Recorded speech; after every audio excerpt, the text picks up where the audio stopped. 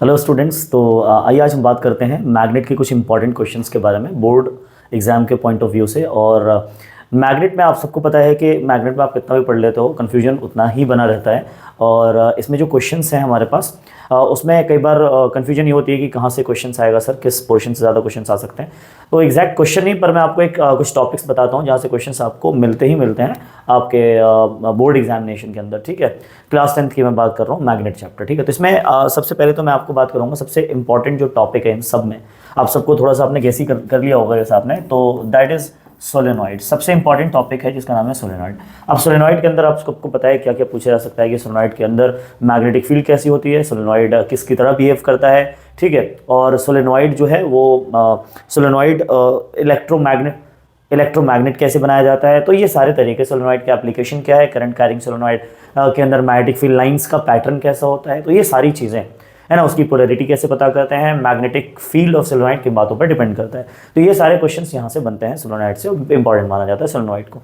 उसके बाद अगर हम बात करें सेकंड नंबर पर जो क्वेश्चन जिससे आते हैं वो आप याद रखिएगा। जो क्वेश्चन 2 है हमारा, जो बनते हैं नॉर्मली वो यहाँ से बनते हैं। आप सबको पता है डोमेस्टिक सर्किट। ठीक है, डोमेस्टिक सर्किट को हम लोग इग्नोर करके चलते हैं, सबसे लास्ट वाला टॉपिक है, लेकिन याद रखिए आप लोग इसको इग्नोर मत करना, क्योंकि यहाँ से छोटे से छोटे क्वेश्चन पूछे ही जाते हैं। मतलब या तो 1 नंबर का क्वेश्चन बन जाएगा या 2 नंबर के क्वेश्चन बन जाएंगे।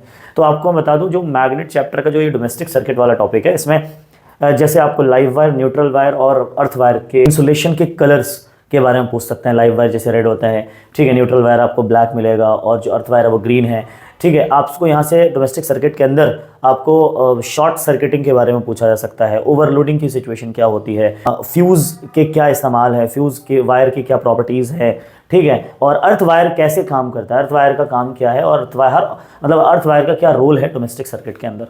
तो इस तरह के क्वेश्चंस पेपर में कई बार पूछे गए हैं और आप लोग इसको याद रखिएगा। AC/DC भी आप लोग पढ़ के जाइएगा, पेपर में यहाँ से AC/DC से क्वेश्चंस पूछे जाते हैं। तो आपका डोमेस्टिक सर्किट अपना जो सेकंड इंपॉर्टेंट है वो है हमारा। ठीक है, अगर हम बात करें जो थर्ड इंपॉर्टेंट टॉपिक, मैं आपको 5 बताऊंगा इंपॉर्टेंट टॉपिक।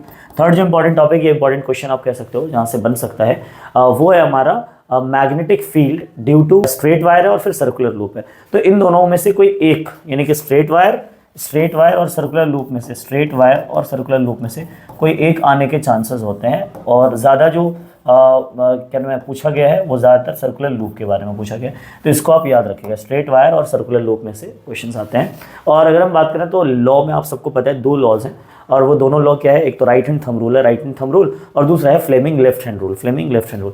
तो आपको पता है कि जो क्वेश्चन 4 बन सकता है सर हमारा, वो बन सकता है कि फ्लेमिंग लेफ्ट हैंड रूल से कई बार एप्लीकेशन बेस्ड क्वेश्चन आते हैं। फ्लेमिंग लेफ्ट हैंड रूल से एप्लीकेशन बेस्ड क्वेश्चन आते हैं, फ्लेमिंग लेफ्ट हैंड रूल से। और राइट हैंड थंब रूल से जो क्वेश्चंस आते हैं वो डायरेक्ट क्वेश्चंस पूछे जाएंगे।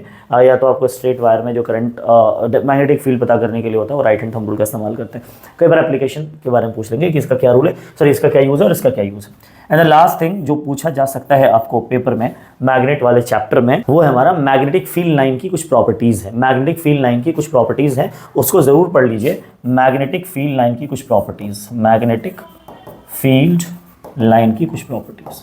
ठीक है, मैग्नेटिक फील्ड लाइंस क्या है और इनकी क्या प्रॉपर्टीज़ हैं। इसके 3, 4, 5 प्रॉपर्टीज़ आपने पढ़े होंगे, जैसे they never intersect each other. ठीक है, उसके बाद मैग्नेटिक फील्ड लाइंस जो है वो उसकी डेंस राइट पोल्स होते हैं। उसके बाद मैग्नेटिक फील्ड लाइंस की डायरेक्शन नॉर्थ से south outside the magnet, south से नॉर्थ इनसाइड द मैग्नेट। तो ये सारी प्रॉपर्टीज़ मैग्नेटिक फील्ड लाइन की प्रॉपर्टीज़ के अंदर आएंगे और ये पेपर में, तो ये 5 क्वेश्चन है जो आपको पेपर में पूछने के पूरे चांसेस होते हैं।